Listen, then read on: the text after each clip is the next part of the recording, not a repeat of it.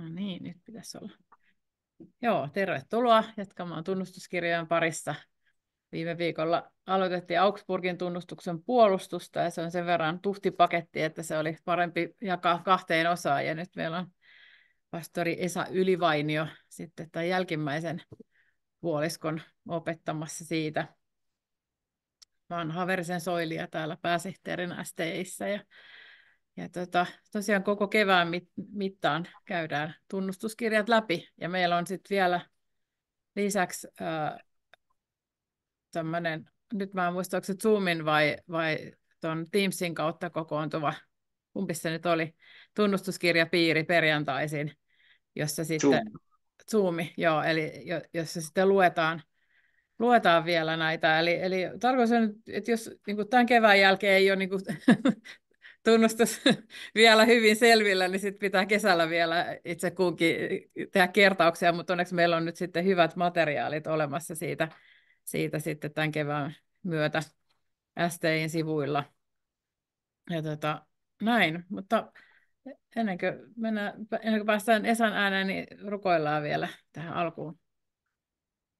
Pyhä Jumala, rakas taivaan Isä, kiitos ja ylistys sinulle siitä, että sinä annoit aikanaan reformaattoreille viisautta sinun sanastasi, kirkastit heille evankeliumia ja annoit heille myös rohkeutta puolustaa sitä vaikeassa tilanteessa. Ja kiitos siitä, että he eivät antaneet periksi sen suhteen, vaan pikemminkin kärsivällisesti opettivat, että miten Raamattu kuvaa pelastuksen. Ja sen takia mekin saadaan sieltä olla tänään oppimassa. Kiitos Esasta ja kiitos siitä, että hän tänään meille luennoi. Ja vaikka nyt junaliikenne aiheutti ongelmia, niin kiitos siitä, että Esa pystyy näiden etäyhteyksien kautta nyt meille pitämään tämän luennon. Ole sinä itse meidän kanssamme ja opeta meitä. Jeesuksen nimeen. Aamen. Amen. Eipä tässä muuta kuin Esa, olepas hyvä. Kiitos. Niin me käymme tunnustuskirjojen pariin taas ja Augsburgin tunnustuksen puolustuksesta artiklat 13-28 tänään aiheena. Ja olkoon meillä tällainen pyhä into tunnustuksen pariin käydä, niin kuin hebrealaiskirjassa sanotaan, että pitäkäämme toivon tunnustus, sillä hän, joka antoi lupauksen, on uskollinen. Ja tosiaan Augsburgin tunnustus on se luterilaisen kirkon päätunnustus, ja siihen sitten katoliset laativat tai roomalaiset laativat kumoamuksen, ja sitten Melanchthon kirjoitti Augsburgin tunnustuksen puolustuksen sitten sitä kumoamusta vastaan, puolustamaan sitä alkuperäistä. Jolloin Augsburgin tunnustuksen puolustus on tämmöinen Confessio Augustanan selitys ja puolustus.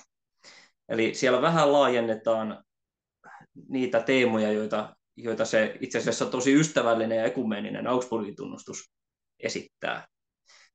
Sitten puolustuksessa Melanchthon on jo vähän poleemisempi. Mutta me ei ymmärretä kumpaakaan tunnustusta, eikä tunnustuskirjoja ylipäätänsäkään, jos me vaan pidetään tätä jonkinlaisena tunnustuksellisena systeeminä, sellaisena ikään kuin dogmaattisena systeeminä, joka kirkon tarvii ottaa käyttöön. Kyseessä ei ole sellainen juttu. Jos me halutaan olla tunnustuksellisia, niin me ei pitäydytä mihinkään sellaiseen rakenteisiin, joita tunnustuskirjat meille antaa, vaan oppii. Ja tunnustuskirjojen opin ymmärtämisen ikään kuin kaksi avainta on juuri se, että ennen kaikkea nousee halu pitäytyä evankeliumin puhtaan opin säilyttämisessä, jotta olisi puhdas omatunto syntisellä ihmisellä. Ja tämä onkin se toinen avain. Kaikki nämä tunnustuskirjojen artiklat on meillä ylhäällä nimenomaan sitä varten, että kun synnin hädässä oleva ihminen haluaa löytää vastauksia ja lohdutusta, niin hän voi löytää jotain varmaa mihinkä aran omatuntonsa ripustaa ja tulla lohdutetuksi. Ja tämä onkin luterilaisten pääsyytös, että paavilaisten tunnustus ei ja heidän oppinsa ei suo tällaista oman tunnon rauhaa silloin, jos se todella joutuu synnin hätään. No niin, ensimmäisenä artikla 13, sakramenttien luku ja käyttö. Tästähän ei ollut mitään kiistaa. Vastustajat hyväksyvät sen, mitä luterilaiset sanovat Augustanan artiklassa 13. He kirjoittavat, että se ei ole loukkaava, mitä luterilaiset opettavat sakramenteista. Mutta he esittävät vaatimuksen, että kaikkia 7 sakramenttia pitää arvostaa ja pitää opettaa, että niitä kunnioitetaan.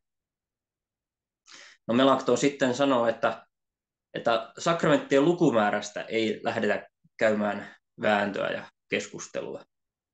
Sen lukumäärän ratkaisee Jumalan käsky ja lupaus. Ja se onkin yksi, mikä jatkuvasti on, varsinkin näissä artikloissa, mitä tänään käsitellään, niin tämä Jumalan käsky ja lupaus on hyvin oleellisella paikalla. Ne on sakramentteja, joihin sisältyy erityinen Jumalan käsky ja lupaus. Ja sillä perusteella Melanchthon sanoo, että kaste, ehtoollinen ja rippi on niitä tärkeimpiä. Mutta hän sanoo mielenkiintoisella tavalla siellä kappaleissa 10-13, että jos me halutaan niin ymmärtää, niin myöskin virkaa voitaisiin pitää, pastorin virkaa sakramenttina. Eikä meillä ole vastaan sanomista, jos oikein ymmärretään, että kätten päälle paneminenkin olisi sakramentti tässä mielessä. Sillä onhan se selkeästi Raamatusta nouseva tapa välittää virka eteenpäin. Samalla tavalla niin kuin Jumala käski Moosesta välittämään viran Joosualle, niin myöskin kirkko toimii. Ja siihen sisältyy suuret lupaukset. Ja myöskin mielenkiintoinen huomio on se, että Jumalan palveluksen ulkoiseen toimittamiseen kiinnitetään tässä yhteydessä myös huomiota. Että kyllä Jumalan sana on se, joka julistettuna saa aikaan, vaikuttaa uskon ihmisen sydämessä, niin myöskin se tavallaan Jumalan palveluksen toimittaminen silmien kautta tavoittaa ihmisen sydämen myöskin. Kirjoitetaan näin täällä Augustana 13.5. Toisaalta Jumala sanan ja Jumalan palvelusmenojen kautta myös taivuttaa sydäntämme uskomaan ja ottamaan uskon vastaan. Niin kuin Paavali sanoo, usko tulee kuulemisesta. Mutta samoin kuin sana tunkeutuu korviin kohdatakseen sydämen, samoin kohtaa itse toimitus silmät taivuttaakseen sydämen. Sanan ja toimituksen vaikutus on sama. Ja tässä tietysti viitataan erityisesti ehtoollisliturgian toimittamiseen. Ja sen takia onkin syytä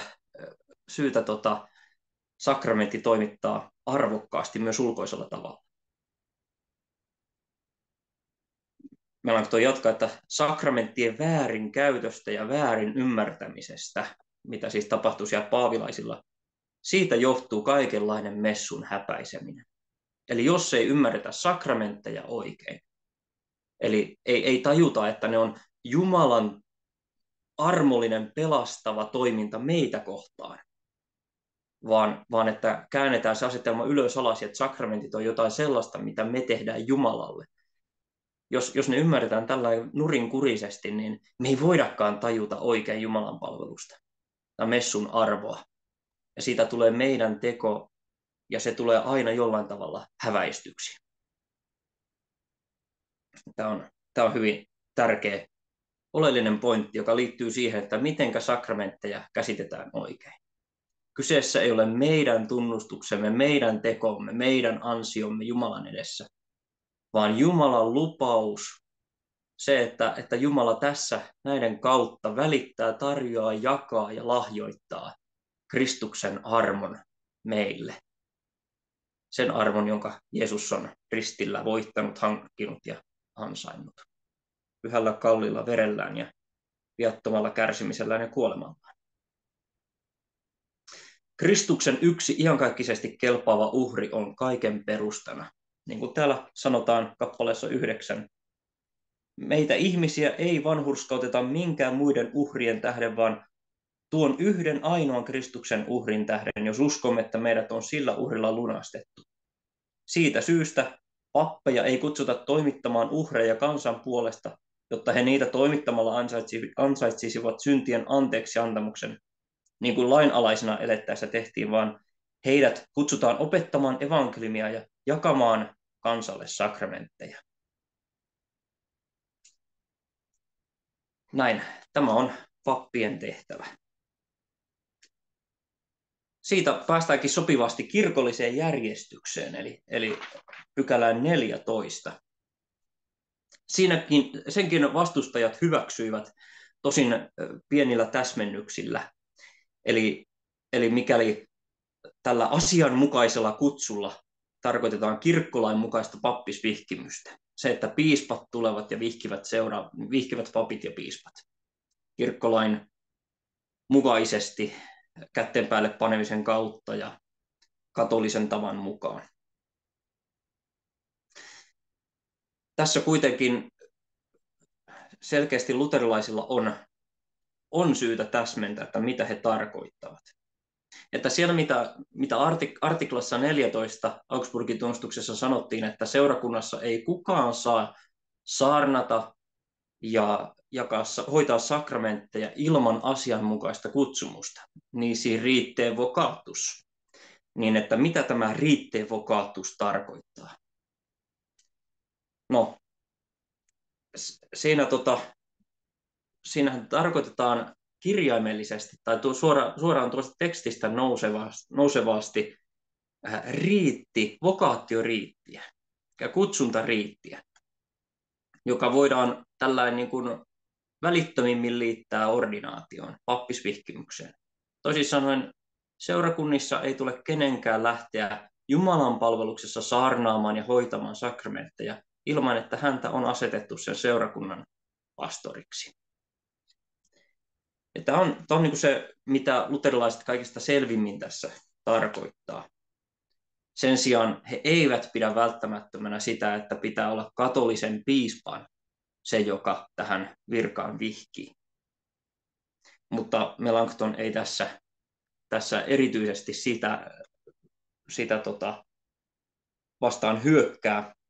Tosin sanoo, että mikäli heillä on ei-piispojen vihkimiä pastoreita, niin se johtuu vain siitä, että katoliset piispat julmuuttaan ovat kieltäytyneet vihkimästä. Luterilaiset opettavat kyllä, että maallikot saavat hätätapauksessa kastaa yksityisesti, se on yksittäisenä kristittyinä, sekä julistaa synnin päästön ja opettaa Jumalan sanaa. Aina silloin, kun he edustavat tavallaan yksityistä kristittyä kristitylle tällä henkilökohtaisissa tilanteissa tai hätätapauksessa. Mutta silloin, kun on kyseessä kirkon auktoritatiivinen saarna, jossa käytetään seurakunnan julkista ääntä, Kristuksen ääntä hänen opetuslapsilleen, niin silloin opetus- ja sakramenttien hoito on asetettu vain niille, jotka ovat tähän virkaan kutsutut. Ja näin kirkko ylläpitää Kristuksen asettamaa kirkollista järjestystä. Sen takia tässä onkin saksankielisessä tunnustuksessa käytetty termiä prediktant, saarnavirka. Ongelmahan tässä on se, että Augsburgin tunnustuksessa ei käytetä minkäänlaista raamattuviidettä tässä kohtaa. Että me emme tiedä, että mihinkä raamatun kohtaan tämä opetus perustuu. Mutta yksi sopiva voisi olla vaikka se 1 Kor 14:40, jossa Paavali sanoi, että kaikki tapahtukoon hyvän järjestyksen ja arvon mukaisesti. Samaten puuttuu semmoinen eksplisiittinen opetus siitä, että mitenkä kutsutaan, kuka kutsuu ja Ja onko tässä sama asia kuin virkaan asettaminen?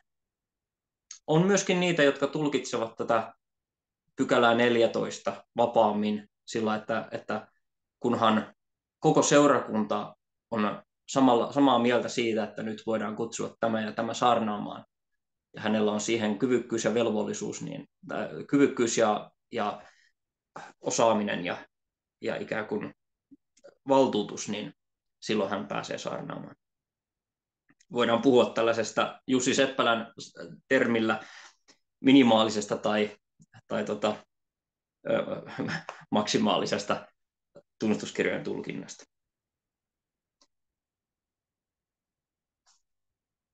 Kuitenkin tässä halutaan pitää kiinni siitä, että ei lähdetä sellaiseen hurmahenkien tyyliin, jossa kuka tahansa voi nousta saarnaamaan ilman minkäänlaista valtuutusta, ilman että Kristus on hänet siihen saarnaajan paikalle asettanut. Kuinka kukaan voi saarnata, ellei heitä lähetetä, sanotaan roomalaiskirjeessä. Ja toisaalta halutaan vastustaa paavilaisten viran väärinkäyttöä, sellaista herravaltaa.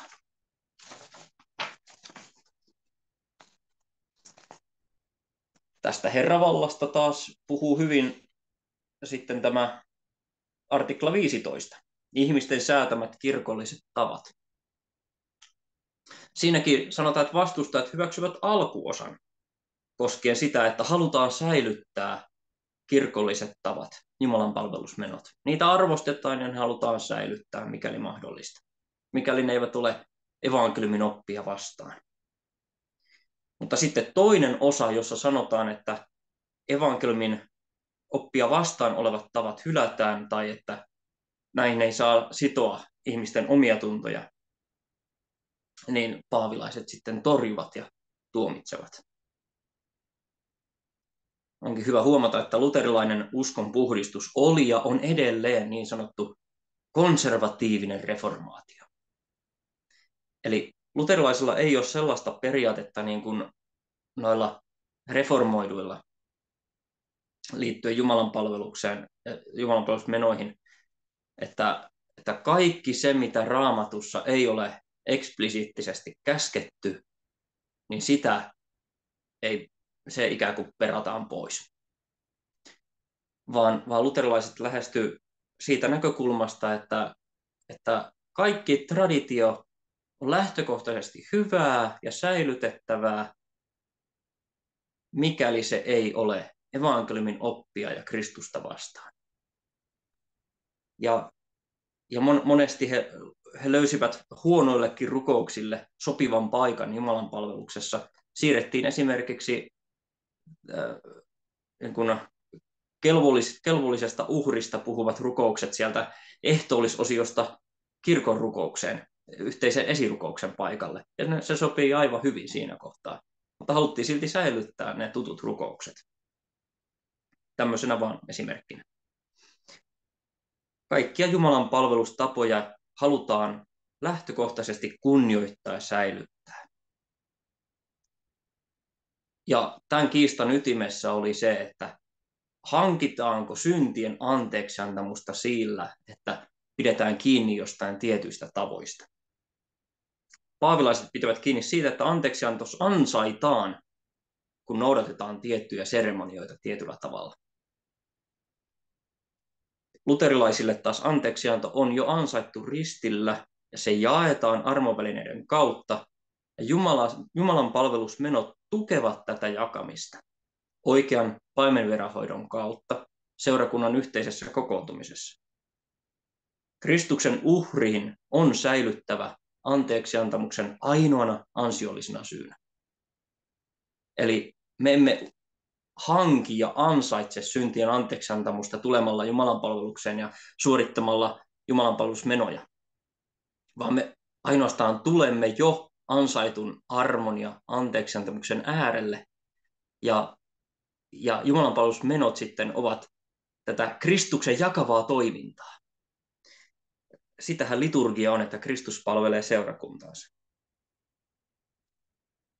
Näin ollen Kristuksen on säilyttävä anteeksiannon ja autuuden ainoana todellisena välimiehenä jakajana ja tarjoajana ja välittäjänä.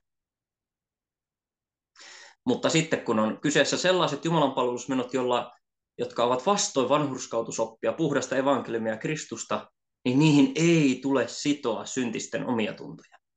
Ei tule ikään kuin sitoa ihmistä siihen, että jos ei nyt toimita näin tai noin, niin siinä tapauksessa on epävarmaa se, että oletko saanut syntisi anteeksi vai et. Ihmisten omia tuntoja ei voi kahlita minkään sellaisen seremonian alle, josta ei ole Jumalan käskyä tai lupausta. Tässä taas se käsky ja lupaus. Ja joka ei ole sopusoinnussa puhtaan evankeliumin opin kanssa. Otan yhden lainauksen taas tuolta tunnustuksen puolustuksesta. Eli 15 ja kappaleesta 13 eteenpäin. Pyhät isät eivät ole panneet alulle mitään perinnäissääntöä siinä tarkoituksessa, että me ansaitsisimme syntien anteeksiantamuksen eli vanhurskauden. Säätämisen tarkoituksena on ollut kirkon hyvä järjestys ja rauhan ylläpitäminen. Ja jos joku tahtoisikin säätää jotakin tekoja syntien anteeksiantamuksen eli vanhurskautuksen ansaitsemiseksi, miten hän voisi tietää, että nuo teot ovat Jumalalle mieleen, kun häneltä puuttuu Jumalan sanan todistus? Miten hän voisi saada ihmiset vakuuttuneeksi Jumalan tahdosta ilman Jumalan käskyä ja sanaa? Eikö Jumala kaikkialla profeettojen kirjoituksissa kiellä panemasta toimeen erityisiä jumalanpalvelusmenoja ilman käskyä? Ja niin poispäin. Sanalla sanoen, mistä voimme saada varmuuden siitä, että ihmisten ilman Jumalan käskyä käyttöön ottamat Jumalan palvelusmenot vanhurskauttavat, jos kerran Jumalan tahdosta ei voida mitään varmaa väittää ilman Jumalan sanaa? Ja jos Jumala ei hyväksykään näitä menoja, mihin perustuu vastustajiemme varma väite, että ne vanhurskauttavat? Ilman Jumalan sanaa ja todistusta sitä ei voi väittää. Eli kaikki perustuu siihen, että Kristuksen on oltava syntien anteeksiantamuksen antaja, välittäjä ja ansio. Ja että syntisen tulee olla varma siitä, että Jumalan palveluksessa se todella lahjoitetaan. Hänen omaa tuntoaan ei voi pistää riippumaan mistä, mikä on epävarmaa. Mistä ei ole Jumalan käskyä tai lupausta. Luterilaiset haluavat säilyttää järjestyksen ja kirkkokurin seurakunnissaan, vaikka korostetaankin evankeliumin oppia. Eli silloinkin, kun halutaan puhdasta armoa ja olla evankelisia, iloisia ja elää kristillisessä vapaudessa, niin sitä vapautta ei saa väärinkäyttää seurakunnalliseen epäjärjestykseen niin, että kirkkokuri jää pois. Eli tällainen kirkollinen hallinta ja oikea kirkollinen valta tulee säilyttää silloin, kun sitä oikein käytetään. Tästä päästään mukavasti artiklaan 16 kirkollisesta vallasta tai järjestyksestä maalliseen hallintaan, kristittyjen suhde esivaltaan. Tämän kohdan vastustajat hyväksyvät mielihyvin. Eli siellä kehutaan, että tämä on oikein hyvä pykälä. Se on sopusoinnussa siviililain, kirkkolain, evankeliumin ja raamatun ja koko uskon säännön kanssa. Näin katoliset puhuvat siitä, että mitenkä luterilaiset kirjoittavat maallisesta hallinnasta. Miten tulee suhtautua esivaltaan. Kristityn on lupa toimia esivallan viroissa, käyttää tuomiovaltaa, langettaa yhteiskunnallisia oikeuden tuomioita, olla asepalveluksessa ja käydä oikeutettuja sotia, omistaa omaisuutta, vannoa valoja esivallan vaatiessa ja solmia avioliitto. Näin tässäkin halutaan auttaa esivallan tehtävissä olevien omia tuntoja. Niin kuin on niitäkin tapauksia ollut jo tuohon aikaan, missä sotilas tai muu esivallan edustaja miettii, että voi että kun minä nyt palvelen keisaria, enkä ole missään pyhässä kirkon virassa, niin toiminko minä Jumalan palvelemiseksi tässä, mielistyykö Jumala minun elämääni, niin hänen omaa tuntoansa varten tämäkin artikla on lisätty ja kirjoitettu. Täällä sanotaan, että koko tämän yhteiskuntajärjestystä koskevan uskon kohdan ovat meikäläiset siinä määrin saattaneet oikean valoon, että hyvin monet kunnon miehet, jotka toimivat valtiollisella alalla ja talouselämässä, ovat kertoneet saaneensa paljon apua, sillä aikaisemmin he olivat munkkien mielipiteistä vaivaantuneet ja epäilleet, salliiko evankeliumi heidän toimia noissa maallisissa tehtävissä. Tämän me olemme maininneet myös siitä syystä, että ulkopuolisetkin käsittäisivät meidän edustamamme opin lujittavan esivallan arvovaltaa ja kaiken yhteiskuntajärjestyksen arvoa, eikä suinkaan sitä horjuttavan. Eli halutaan tukea esivaltaa ja halutaan lohduttaa niiden omia tuntoja ja rohkaista heitä, jotka esivallan viroissa toimivat. Sillä yhteiskunnan lailliset järjestyksethän ovat Jumalan hyvää luomistekoa. Jumalan luomislahjoja ja asetuksia. Niissä toimiminen ja lähimmäisen palveleminen on pyhää arjen palvelusta kutsumuksien kautta. Eli sitä, mitä Luther vähässä katekismuksessa pistää huoneen tauluiksi ja puhuu niistä pyhinä säätyinä. Sellaisena elämän muotoina, joilla palvellaan Jumalaa. Eli mitä siellä nyt onkin? Aviopuolisoiden, vanhempien, hallitsijoiden ja palvelijoiden, pappien ja seurakuntalaisten kutsumukset. Tällä vastustetaan roomalaisten tekemää erottelua pyhien säätyjen ja niihin liittyvien oikeuksien välillä ja taas ei-kirkollisten säätyjen välillä. Esivalta ei hallitse kirkkoa eikä kirkko esivaltaa. Tämä erotus tehdään myöskin. Vaikka Kristus onkin sekä kirkon että koko maailman Herra. Kirkko on Kristuksen oikean käden valtakunta, esivalta hänen vasemman kätensä valtakunta. Silti kirkkoa hallitaan evankeliumilla ja sanalla, eikä hallitsijan sauvalla. Ja toisinpäin. Jumalan sanalla ei pyritä hallitsemaan valtakuntia, vaan esivallan kautta, julkisen lainsäädännön kautta. No, Kristuksen hallinnasta päästäänkin hyvin sopivasti pykälään 17, Kristuksen tuomiolle tulo. Ja siinäkin sanotaan, että vastapuoli hyväksyy varauksetta. Eli heillä ei ole mitään lisättävää. Ja tässä annetaan tosi tiivis opetus lopun ajoista. Sanotaan, että siinä tunnustamme, että Kristus on maailman lopulla ilmestyvä, herättävä kaikki kuolleet ja antava hurskaille iankaikkisen elämän ja iankaikkisen ilon, mutta tuomitseva jumalattomat kärsimään perkeleen kanssa ikuista vaivaa. Tämä on hyvin, hyvin tiivis, eikä siinä ollut oikeastaan mitään ristiriitaa katolisen opin kanssa. Tai ainoastaan selvennettiin, että me emme edusta niitä hurmahenkiä, jotka opettavat 1000-vuotisoppia tai sellaista, että kaikki pääsisivät taivaaseen. Pykälä 18 sitten, vapaa ratkaisuvalta. Sekin kyllä hyväksytään, vastustajat hyväksyvät sen, mutta tietyin varauksin ja täsmennyksin. He katsovat itse seuraavansa tällaista keskitietä ja sanovat, että ei tule seurata pelagiolaisia, jotka antavat tahdolle liian suuren vapauden, mutta ei myöskään manikealaisia eli gnostilaisia, jotka riistävät täysin ihmiseltä tahdonvapauden. Tässä huomataan, että tahdonvapaus on pelastuskysymys. Pelagiolaiset säilyttävät täydellisen tahdonvapauden ja niin pelastus pistetään kiinni riippumaan ihmisen tekemästä ratkaisusta ja hänen kyvykkyydestään valita, oikea ja väärä. Manikealaiset taas hylkäävät ihmisen vapaan tahdon. Ihminen ei ole vapaa tekemään ratkaisuja.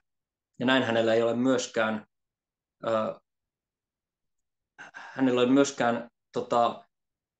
vastuuta Jumalan edessä lankemuksistansa. Näin kumpikin näistä harhoista hylättiin ja seurattiin siinä tietysti varhaiskirkon menetelmää. Ja tässä katoliset katsovat, että luterilaiset menevät vähän liian lähelle tätä manikealaisia. Mutta luterilaiset, kun katsotaan tarkkaan, mitä luterilaiset opettavat ratkaisuvallasta, niin tehdään erotus kahden eri tahdon tai ratkaisun välillä. Servum arbitrium, hengellisen ratkaisuvallan vankeus, sekä libertium voluntas, vapaa tahto järjen alaisissa asioissa. Tästä kirjoitetaan näin. Kuitenkin on pahan himon valta niin suuri, että ihmiset useammin seuraavat pahoja halujaan kuin oikeaa arvioita. Lisäksi perkele, joka Paavali saneen mukaan tekee työtä jumalattomissa, kiihottaa heikkoa luontoa lakkaamatta kaikenlaisia rikkomuksia. Tässä on syy siihen, että yhteiskunnallinenkin vanhurskaus on harvinaista ihmisen keskuudessa. Siis vaikka me siis myönnämmekin, että tahdolla on vapaus ja kyky suorittaa ulkonaisia lain vaatimia tekoja, me emme kuitenkaan katso ihmisen vapaa ratkaisunsa varassa kykenevän mainittuihin hengellisiin tekoihin, todella pelkäämään Jumalaa, todella häneen uskomaan ja todella pääsemään siihen vakaumuksen, että Jumala huolehtii meistä, kun kuulee rukouksemme ja antaa meille anteeksi. Eli tavallaan järjen ja yhteiskunnallisen vanhurskauden alaisissa asioissa säilytetään vapaus. Eli ihminen voi päättää, miten hän toimii tietyissä asioissa, tällaisissa niin kuin lähimmäiseen kohdistuvissa asioissa. Tosin siinäkin luontomme on lankemuksen tähden heikko ja helposti lankea. Sen sijaan meillä ei ole omasta takaa minkäänlaista voimaa ja vapautta tehdä päätöstä, että uskommeko Jumalaan vai emme. Vaan meidän tahtomme on Jumalan käännytystyön kohde sanan ja sakramenttien kautta. Semmoisen erotuksen luterilaiset tekevät. Ja tässä on kyseessä oikean lain ja evankeliumin erottaminen. Teot kuuluvat vapaan tahdon alaisuuteen, yhteiskunnalliseen käyttöön. Evankeliumi kuuluu arbitriumiin, tähän sidottuun ratkaisuvaltaan, jossa uskolla otetaan vastaan Jumalan teko. Eikä haluta näitä kahta toisiinsa sekoittaa. Me emme pelastu oman ratkaisumme kautta, vaan tullen Jumalan henkiin herättämiksi ja uudesti synnyttämiksi.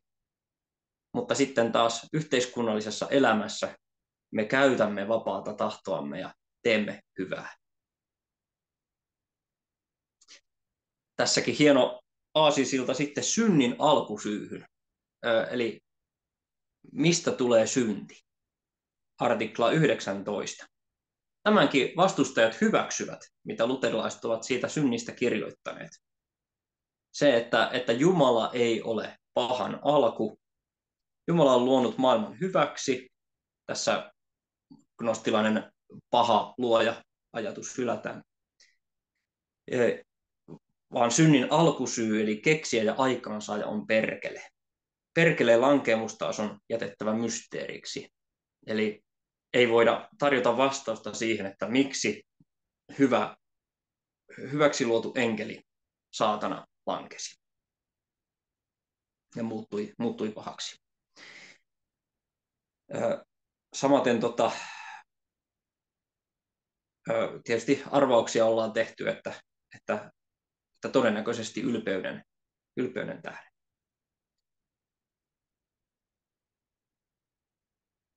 Perkeleen aikaansaaman lankemuksen myötä myös kaikki synti ihmisessä on ikään kuin semmoinen siemen, joka saa aikaan lankemuksia ja kaikkea pahaa. Eli meidän oma paha himomme, meidän paha langennut ihmislihamme, luontomme, vanha ihmisemme meissä saa aikaan jatkuvasti syntiä ja kaikkea pahaa tässä maailmassa. Meidän tahtomme on luontaisesti kääntynyt pois noudattamasta Jumalan tahtoa, rakkaudesta Jumalaa kohtaan ja Jumalan pelosta. Eli lyhyesti sanottuna, meistä on tullut lankemuksessa pahoja puita, jotka tuottavat pahaa hedelmää. Me teemme syntiä, koska olemme syntiset, eikä niin päin, että olemme syntiset, koska teemme syntiä. Eli aina teot seuraavat sitä, hedelminä sitä, mikä se juuri tai puu on. No nyt kun puhuttiin synnistä ja pahoista teoista, niin seuraavaksi puhutaan sitten uskosta ja hyvistä teoista. Artikla 20. Ja tämän artiklan sitten vastustajat hylkäävät ja tuomitsevat. Tämä kohta vanhurskautusartiklan ja rippiartiklan lisäksi tuomitaan kaikkein selvimmin. Ja kumoamus sanookin, että tämä sisältää enemmän saarnaajien puolustusta kuin valtakuntien ja ruhtinaiden tunnustusta. Ja kumoamuksessa hylätään se luterilainen oppi, etteivät ihmiset ansaitse hyvillä teoilla syntien anteeksiantamusta, vaan että se tulee meille lahjana Kristuksen tähden. Siis tämä hylätään ja tuomitaan. Paavilaiset haluavat säilyttää pelastavan uskon autuuttavana ansiona meihin vuodatetun rakkauden. Eli pelastavan uskon, autuuttavan uskon osana ja ansiona on meihin vuodatettu rakkaus. Ja he vetoavat Danielin kirjan lukuun 2 jakeeseen 27, jossa Daniel sanoo, että synnit tulee sovittaa olemalla suopea köyhille. Ja sitten myös Toobitin kirjassa puhutaan siitä, että almut vapauttavat kaikista synneistä ja kuolemasta ja niin edelleen. Siinä on oikein mittava käsittely siinä kumoamuksessa nimenomaan tästä, että miten kaikkia kohtia tai kirkkoisia lainauksia siitä, että hyvän tekeminen tuottaa syntien anteeksiantamisen. Luterilaiset joutuvat tämän opetuksen hylkäämään, jotta syntisen omatunto voisi saada myöskin uskon koetuksissa varman lohdutuksen. Eli toisin sanoen, jos teot säilytetään osana syntien anteeksiantamusta ja pelastusta, niin kuka voisi koskaan olla varma siitä, että minäkin saan olla autuas, vaikka nyt kuolisin. Eli jotta tämä varma lohdutus olisi olemassa, niin teot täytyy sulkea pois pelastuksen tästä ansaitsemisesta. Tämä sanotaan hyvin, hyvin selkeästi. Hyvät teot kuitenkin seuraavat ja niiden on seurattava syntien anteeksiantamusta ja uskoa. Eli koskaan syntien anteeksiantamusta ja uskoa ei saa käyttää väärin synnissä elämiseen ja synnissä pysymiseen, vaan aina armon omistamiseen tulee tuottaa hyviä tekoja. Ja tässä kohtaa kaikkein selväsanaisimmin paavilaisia syytetäänkin pelagiolaisuudesta, eli sekoitetaan armoa ja tekoja. Ja sanotaan, että todellista eroa paavilaisten ja pelagiolaisten välillä ei ole.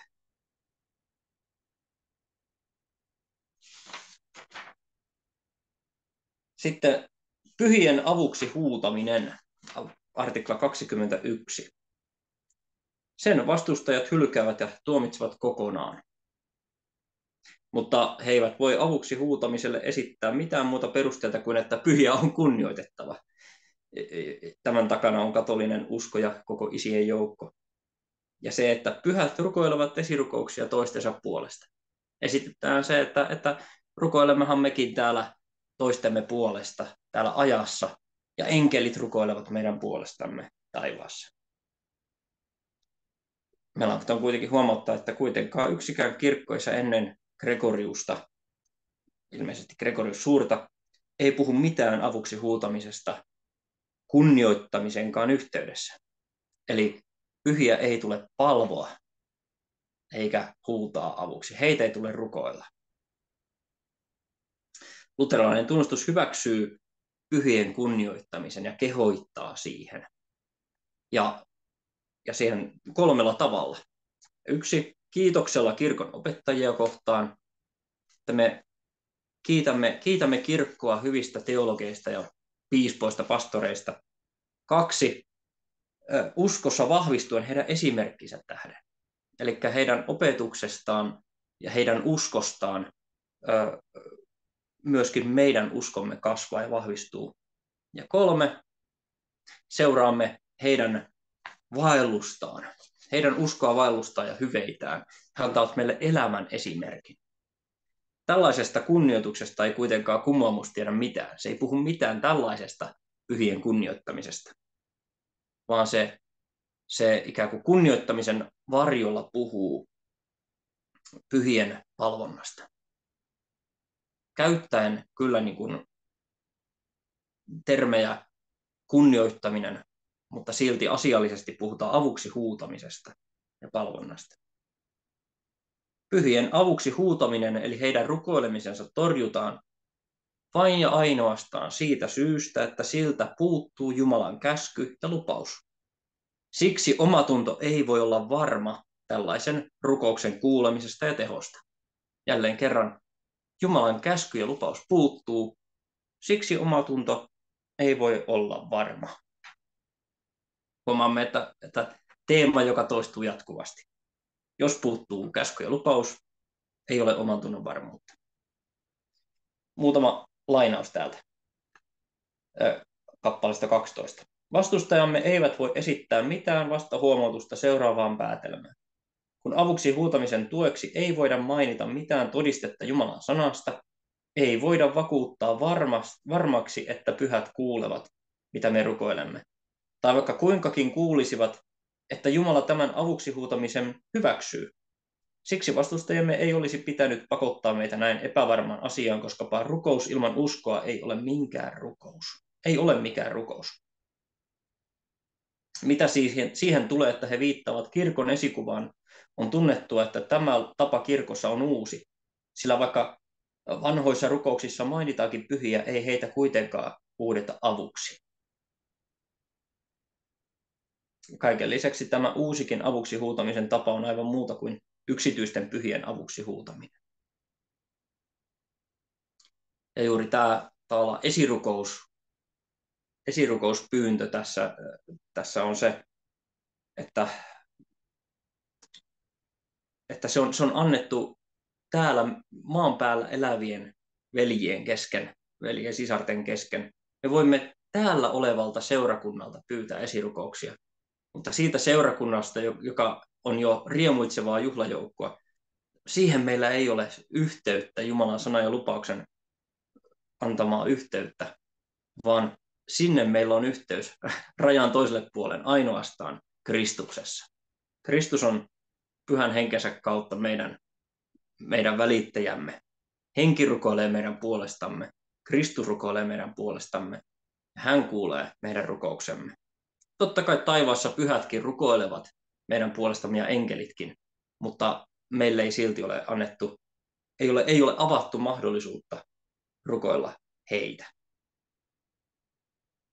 Tässä yhteydessä torjutaan erityisesti kansan uskossa raiteiltaan lähtenyt neitsyt Marian palvonta, vaikka halutaankin yhä kunnioittaa Mariaa mitä suurimmin.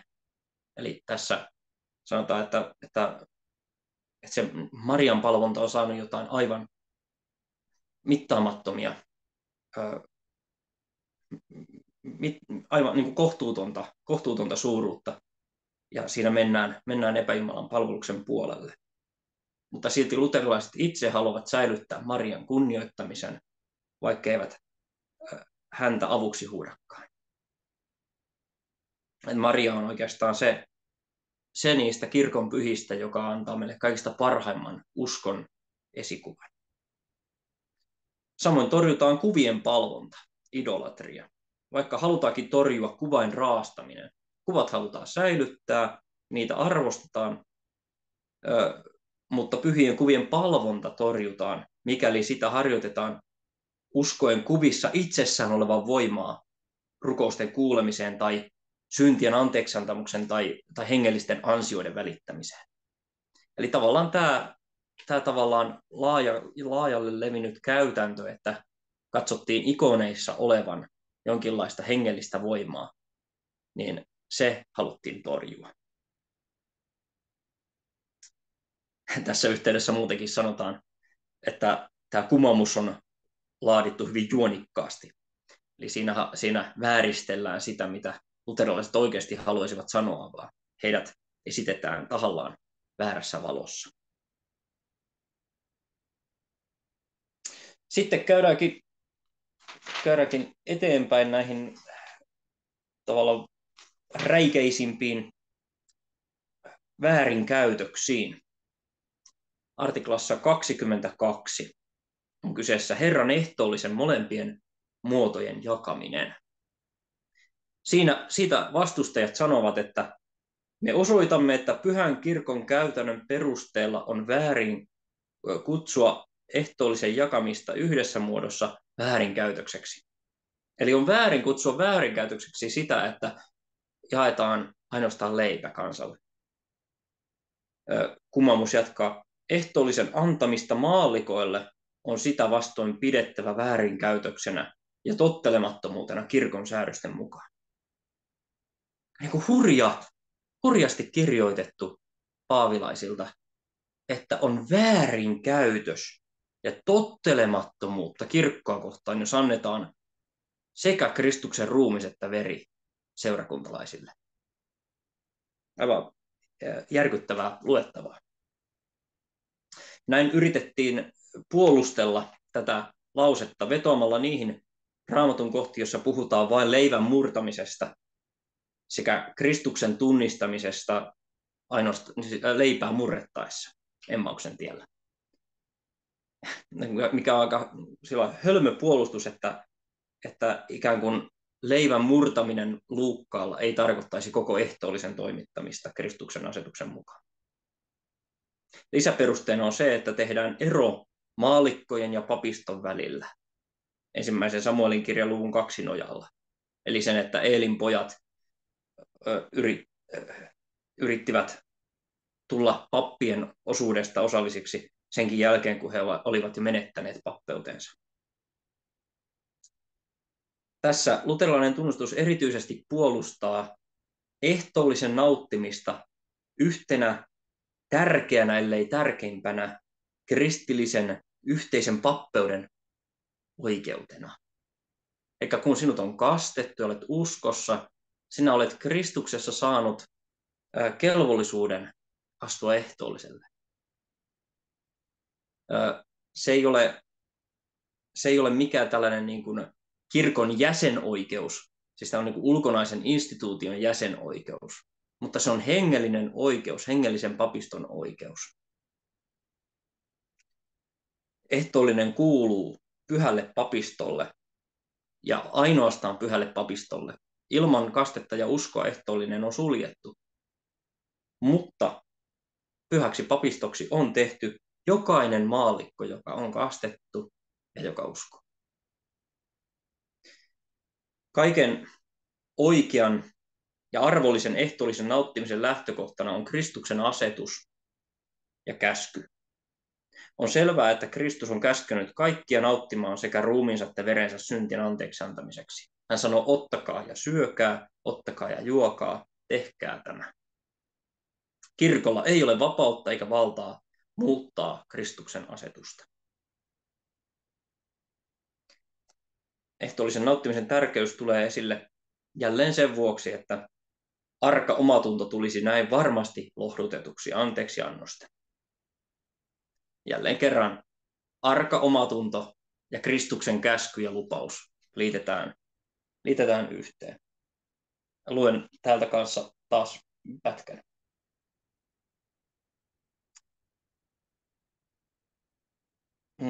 Vastustajamme, niin, sakramentti on asetettu säikähtyneiden ihmisten lohdutukseksi ja rohkaisuksi, kun he uskovat, että Kristuksen liha, joka on annettu maailman elämäksi, on ruoka, ja uskovat, että heidät Kristukseen yhdistettynä tehdään eläviksi. Mutta vastustajamme todistelevat, että maallikoilta pidätetään ehtoollisen toinen osa rangaistukseksi. Tyytykööt tähän, niin he sanovat. Käsky mikä käsky. Mutta miksi heidän tulee tyytyä? Syytä ei pidä kysellä. Mitä ikinä jumaluusoppineet sanovat, olkoon laki. Tämä on sitä ekkiin sotkua. Kyllähän tuo Strassonin räyhääminen tunnetaan, mutta jos me rupeaisimme samalla mitalla vastaamaan, meiltä ei puhetta puuttuisi. Näettehän nyt, miten pitkälle hävyttömyys menee. Komentaa, kun joku näytelmä hirmuvaltias, niin taikka näin olkoon tyytyväisiä. Tohkopa nämä hänen mainitsemansa syyt puhdistavat Jumalan tuomiolla niitä, jotka estävät ihmisiä saamasta sakramenttia sen toisessakin muodossa, ja jotka raivoavat kunnon ihmisiä vastaan näiden käyttäessä sakramenttia täydellisen. Jos he estävät toisia nauttimasta sakramenttia sillä perusteella, että on muka ero pappissäädyn ja muiden välillä, estää juuri tämä peruste meitä hyväksymästä vastustajiemme käsitystä siinäkin tapauksessa, että muuten olisimme taipuvaisia säilyttämään heidän kanssaan yhteisen tavan.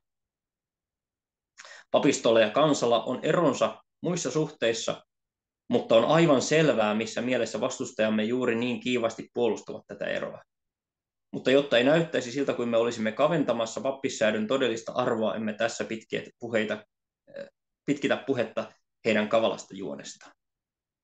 Eli toisin sanoen, halutaan kyllä pitää erityinen virka erityisenä ja korostaa sen arvoa, mutta ehtoollisen nauttimisen kysymyksessä ei tehdä eroa pappien ja maallikkojen välillä. No vastapuoli vetoaa siihen, että Kristuksen verta voisi läikkyä ja sen takia sitä ei haluta jakaa, mutta tämäkään ei saa olla peruste Kristuksen oman käskyn muuttamiseen tai sen täyttämättä jättämiseen. Ja näin vastapuolta lopulta syytetään Kristuksen asetuksen muuttamisesta ja siksi ehtoollisen sakramentin häpäisystä. Ja kirjoitetaan näin. Me puolestamme katsomme syyttömäksi seurakunnan, joka on joutunut kärsimään sitä vääryyttä, ettei ole saanut osakseen sakramenttia sen molemmissa muodoissa. Mutta syyttömiksi emme katso vääryyden alkuunpanijoita, jotka ovat sillä kannalla, että täydellisen sakramentin kieltäminen on oikein. Eivätkä nykyisin tyydy sitä kieltämään, vaan jopa sulkevat kirkon yhteydestä ne, jotka täydellistä sakramenttia jakavat ja vainoavat heitä ankarasti. Katsokoot itse, miten kerran tekevät Jumalalle tiliä toimenpiteistään.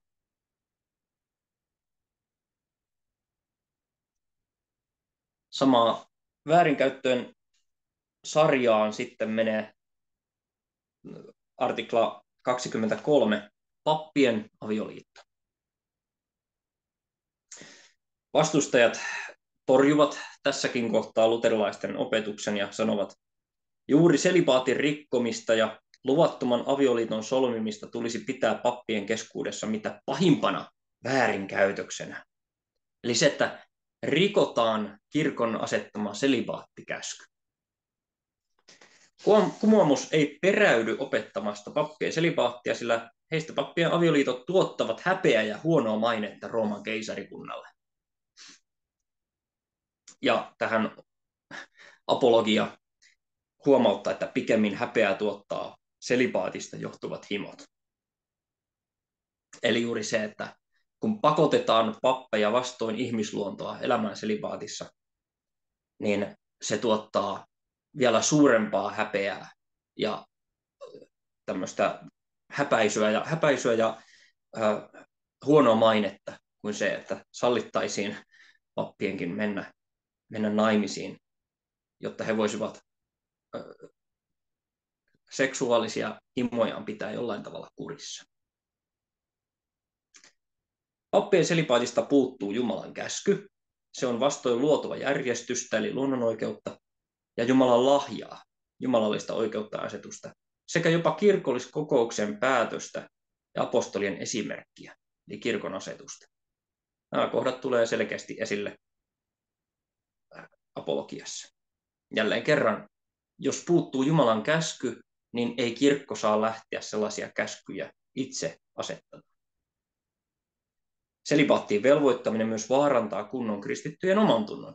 Eli nyt taas se omatunto esille. Että voinko minä nyt puhtaalla omalla tunnolla tulla Jumalan eteen? Minä haluaisin mennä naimisiin, vaikka olenkin kirkonmies. Tästäkin selkeästi puhutaan. Taas siitäkin pieni lainaus.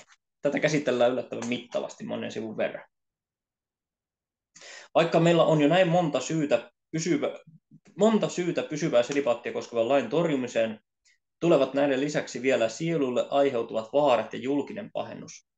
Siinäkin tapauksessa, ettei laki olisi väärä, pitäisi näiden seikkojen pelottaa hurskaita miehiä hyväksymästä moista taakkaa, joka on syössyt turmioon lukemattomia sieluja. Kaikki kunnon miehet ovat jo kauan valittaneet tätä rasitusta joko omalta kohdaltaan tai toisten tähden, joiden ovat nähneet olevan vaarassa, mutta yksikään paavi ei ole ottanut näitä valituksia korviinsa. Onhan kaikkien tiedossa, mitä vahinkoa tästä laista on yleiselle siveydelle, mitä paheita, mitä häpeällistä irstailua se on saanut aikaan. Onhan olemassa roomalaisia satiireja, ja niistä vielä nykyinenkin Rooma saa tuntea kuvansa ja lukea omat tapansa. Eli niin, tiukkaa tekstiä. Jos lähdetään luomaan omia käskyjä Jumalan käskyjen ja lahjojen tilalle, niin siitä seuraa vain syntiä ja pahennusta. Ja onhan tästä jo Raamatunkin varoitukset, että tulee niitä pilkkaajia, jotka kieltävät syömästä ruokia ja menemästä naimisiin. Näin Paavali Timoteuskirjeessä varoittaa. Sen sijaan luterilaiset vetoavat siihen Melanchtonin suulla, että avioliitosta on käsky ja kehotus. Jopa apostolin sana siitä, että se on lääke langenneen ihmisen seksuaalisuuden hillitsemiseksi. Luterilaiset moittivat tässä yhteydessä sitä, että selibaatista tehdään ansio Jumalan edessä, eli se, että koska et mene naimisiin, niin nyt saat jotain erityispisteitä ja hengellisiä lahjoja ja hyveitä siitä. Ja näin avioliitolta poistetaan sen pyhä arvo. Puolustus esittääkin mielenkiintoisen puolustuspuheen avioliitolle täällä kappaleissa 28-35, missä otetaan esille tämä, että vaimo on pelastuva lasten synnyttämisen kautta. Olisi ehkä saanut se kohta tässä yhteydessä jäädä käsittelemättä, koska mielestäni se puhuu vähän jostain muusta asiasta. Kyllä luterilaiset sanovat, että naimattomuudella ja neitsyydellä on etua tietyissä asioissa. Mutta viranhoidon suhteen sillä sen ainoa etu on se, että säilyy suurempi vapaus ja liikkumavara, jotta voitaisiin syventyä rukoukseen. Mutta ei minkäänlaista sellaista ansiollista hengellistä etua. Se etu, että ei ole perhettä, joka asettaisi rajat sille, että kuinka monta kertaa saat päivässä pitää hartaushetket ja on helpompi lähteä Jumalan palvelukseen sunnuntaisin ja niin poispäin. Sen naimattomuus tuo, mutta sillä ei ole mitään muuta, ikään kuin että se olisi elämänmuotona parempi tai sen pahempi kuin avioliitto, niin sitä ei luterilaiset opeta.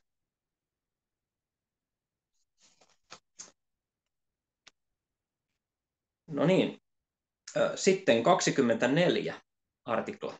Puhutaan messusta, messun väärinkäytöstä. Siitä vastustajat sanovat, että se, mitä messun arvosta sanotaan, on oikein ja se hyväksytään.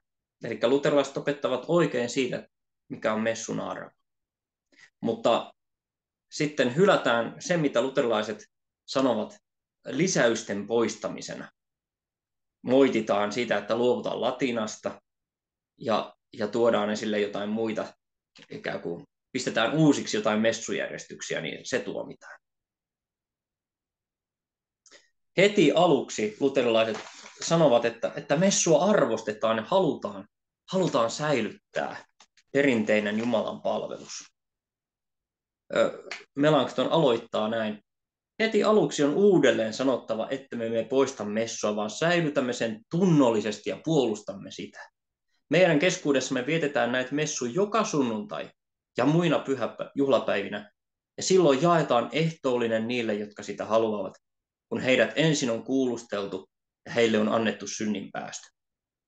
Edelleen me säilytämme tavanomaiset julkiset jumalanpalvelusmenot, lukukappaleiden ja rukousten järjestyksen, jumalanpalvelusvaatetuksen ja muun sellaisen. Eikä se sanotaan heti kättelyssä, että me ei olla irrottautumassa perinteisestä, traditionaalisesta, historiallisesta messusta, vaan halutaan säilyttää perinteinen liturgia ja jumalanpalvelustavat, koska ne eivät ole vastoin evankeliumin oppia eikä Kristusta, ja niissä on paljon hyvää, mutta niihin ei sidota omia tuntoja myöskään. Missään ei menetellä vastoin katolista kirkkoa. Tämäkin sanotaan, että siinä taas, että meidän keskuudessamme vietetään yksinomaan julkisia, eli kaikille yhteisiä messuja, vastoin yksityismessuja, ei menetellä mitenkään vastoin katolista kirkkoa. Eihän kreikkalaisissa seurakunnissa tänä päivänäkään vietetä yksityismessuja, vaan niissä pidetään yksi ainoa julkinen messu, sekin vain sunnuntaisin ja juhlapäivinä. Luostareissa pidetään messu päivittäin, mutta yksinomaan julkisena. Tässä noudatetaan vanhoja tapoja. Vanhat ennen Gregoriusta eläneet kirjoittajat eivät nimittäin missään mainitse yksityismessua. Ja juuri yksityismessu tässä onkin kiistan kohteena ja sielunmessu. Mitä on oikea ja väärä messu? Oikea messujärjestys säilytetään opettamiseksi, jotta usko ja Jumalan pelko heräisi. Ja messun arvo halutaan säilyttää. Tämä onkin sellainen kappale, että jos haluaa oppia, että mikä on niin luterilainen opetus Jumalan palveluksesta ja liturgiasta, niin kannattaa lukea tämä Augsburgin tunnustus ja sen puolustuksen kappale 24. On aivan kultaista settiä siihen. En voi ihan kaikkea lukea, mitä haluaisin, koska aika tulee vastaan. Voidaan ottaa kuitenkin vaikkapa kappaleista 50 ja 51. Jos sitten on myös puhuttava ulkonaisista olosuhteissa, on kirkossa käynti meidän keskuudessamme vilkkaampaa kuin vastapuolella. Eli sanotaan, että kyllähän me arvostamme messua jopa enemmän kuin vastustajamme. Kansa kuuntelee näitä tarkkaavasti hyödyllisiä selkeitä saarnoja. Vastustajamme saarnoja ei sen sijaan kansa ole koskaan tajunnut, eivätkä saarnajat itsekään. Kirkkojen todellinen kaunistus onkin pyhä, hyödyllinen ja selkeä opetus, sakramenttien hurskas käyttö, palava rukous ja muu tähän verrattava. Kynttilät, kulta-astiat ja muut sellaiset tosin kaunistavat, mutta ne eivät ole kirkon varsinainen kaunistus. Jos vastustajamme rakentavat jumalanpalvelusmenonsa kaiken tuollaisen varaan, eivätkä evankeliumin saarnalle, uskolle ja uskon kilvoitukselle, heidät on luettava niiden joukkoon, jotka Danielin kuvauksen mukaan palvelevat Jumalaa kullalla ja hopealla. Väärä käsitys messusta on se, että vain messun seuraaminen sivusta, ex opere operaatto, ainoastaan seurataan messun toimittamista ilman, että uskon kautta liitytään Jumalan sanan ja sakramentin lahjoihin, että semmoinen muka hyödyttäisi kansaa. Ja näin sanotaankin, että paavilaiset ovat häpäisseet messun omilla väärinkäytöksillään. Tästä pitkään Melanchthon kirjoittaa.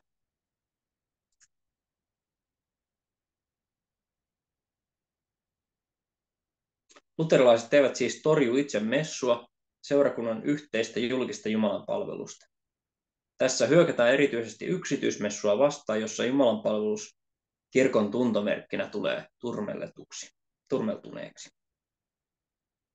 Vastustajalle messu on uhri, siis jotain sellaista, jota papit suorittavat Jumalalle. Ja koska se on jotain sellaista, niin kuin pappien tekoa Jumalalle, niin kansalle riittää se, että he vaan seuraavat sitä sivusta. Osallistuvat siihen seuraajina ja rukoilevat rukousnauhaa käyttäen vaan mukana. He saavat siitä hyödyn. Sen sijaan luterilaisille kaikista tärkeintä on messun sakramentaalisuus. Sananen sakramenttien kautta viran välityksellä Jumala lahjoittaa aarteensa seurakunnalle, joka uskolla ne omistaen ottaa vastaan. Ehtoollinen erityisesti ei hyödytä ex opere operaatto, eli vain sen nojalla, että sitä seurataan sivusta, kun ehtoollista uhrataan verettömänä uhrina, ilman että se nautitaan sakramenttina. Tästä myös sitten yksimielisyyden ohje kovasti opettaa. Uhrien lajit. Puhutaan siitä, että mitä kaikkea luterilaiset ymmärtää uhrilla. Tässä on myöskin tähän perustuu se, että puhutaan messun sakrifikaalisesta ja sakramentaalisista osista, eli uhrista ja lahjasta. Luterilaiset eivät torju sitä, että ehtoollisesta käytetään nimitystä uhri. Onhan se todella ehtoollinen on Kristuksen ruumiin ja veren uhri, joka on Golgatalla uhrattu, joka on läsnä ansioineen ja lahjoineen seurakunnan nautittavaksi. Sen sijaan vastustetaan ainoastaan sitä, että puhutaan ehtoollisesta tehtynä uhrina, siis uudelleen uhraamisena. Ongelma ei ole niinkään se, että käytetään sakramentista uhrin nimeä, vaan se, että uhrataan sakramentilla Jumalalle. Eli se muutetaan uhraamiseksi ihmisen teoksi Jumalalle. Sovitusuhri, suoritus, joka tapahtuu sovitukseksi syyllisyydestä ja rangaistuksesta, eli joka sovittaa eli lepyttää Jumalan vihan ja joka ansaitsee toisille syntien anteeksiantamuksen. Tämä uhri on jo valmiiksi annettu. Se on Kristuksen uhri, ainoa iankaikkisesti kelpaava ja riittävä uhri. Tästä apologia puhuu monessakin eri kappaleessa, 22, 24, 56 ja niin edelleen. Sen sijaan seurakunnan kiitosuhri, eukaristikon, on vastausta tähän. Sillä ei ansaita syntien anteeksiantamusta eikä sovitusta, vaan se suoritetaan sovitettuina kiittämiseksi saadusta syntien anteeksiantamuksesta ja muista saaduista hyvistä teoista eli lahjoista. Eli kiitollisuutena Jumalalle hänen lahjoistaan. Ensin Jumala antaa meille lahjansa, Kristuksen uhrin kaikki siunaukset. Sitä sanotaan sakramentaaliseksi uhrin hyödyksi. Ja sitten sitä seuraa sakrifisiaalinen seurakunnan kiitos, ylistys, uskontunnustus, kaikki se, mitä me vastaamme Jumalalle. Kiitos hänen hyvistä lahjoistaan. Kaikki muu kuin Kristuksen uhri on tätä Uuden liiton kiitosuhria. Uuden liiton evankelisen Jumalanpalveluksen kolmijako näkyy Raamatun kuvauksessa jokapäiväisistä uhritoimituksista. Tästä voisin ottaa pienen lukunäytteen. Apologia 24, 36-38. Toisaalta mainittu esikuva kuvaa sattuvasti paitsi Jumalanpalvelustoimitusta myös evankeliumin saarnaa. Se esitetään, 4. Mooseksen kirja 28 esitetään tuon jokapäiväisen uhrin 3 osaa. Karitsan uhraaminen polttouhriksi, juomauhri ja parhaat jauhot ruokauhriksi. Lakiin sisältyi tulevien asioiden varjomaisia kuvia. Niinpä tässä asetelmassa on kuvattuina Kristus ja koko Uuden liiton Jumalan palvelus. Karitsan uhraaminen polttouhriksi kuvaa Kristuksen kuolemaa. Juomauhri kuvaa sitä, että uskovat kaikkialla maailmassa vihmotaan tuon karitsan verellä, kun evankeliumia saarnataan. Heidät toisin sanoen pyhitetään, niin kuin Pietari sanoo, hengen pyhittämiseen, Jeesuksen Kristuksen kuuliaisuuteen ja hänen verellään vihmottaviksi. Parhaiden jauhojen uhraaminen kuvaa uskoa, sydämissä tapahtuvaa avuksi huutamista ja ylistämistä.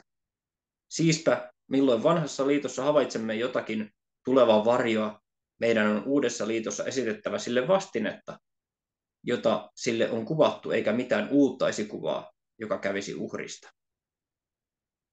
Vaikkakin siis ehtoollis Jumalan palvelus on Kristuksen kuoleman muistoateria, ei se sinänsä ole jokapäiväinen uhri, vaan jokapäiväinen uhri on itse muistaminen, toisin sanoen saarna, joka julistaa, että Jumala on Kristuksen kuolemalla sovitettu, ja usko, joka tämän todella uskoo. Tähän vaaditaan juomauhria, toisin sanoen saarnan vaikutusta, että me evankeliumilla vihmottuina tulisimme Kristuksen verellä pyhitetyiksi, kuoletetuiksi ja eläviksi tehdyiksi. Lisäksi vaaditaan myös ruokauhreja, toisin sanoen ylistämistä, tunnustamista ja ahdistuksia. Näin. Oikein hieno tiivistys siitä, että mitenkä vanhan liiton esikuvallisessa jokapäiväisessä uhritoimituksessa näkyy uuden liiton jumalanpalvelus. Lisäksi käsitellään kirkkoisien käsitystä uhrista, sakramenttien oikeaa käyttöä ja uhria. Siitä olikin jo tuolla vähän puhetta. Messun nimityksiä, liturgia ja latreja ja vainajien puolesta pidettävä messu.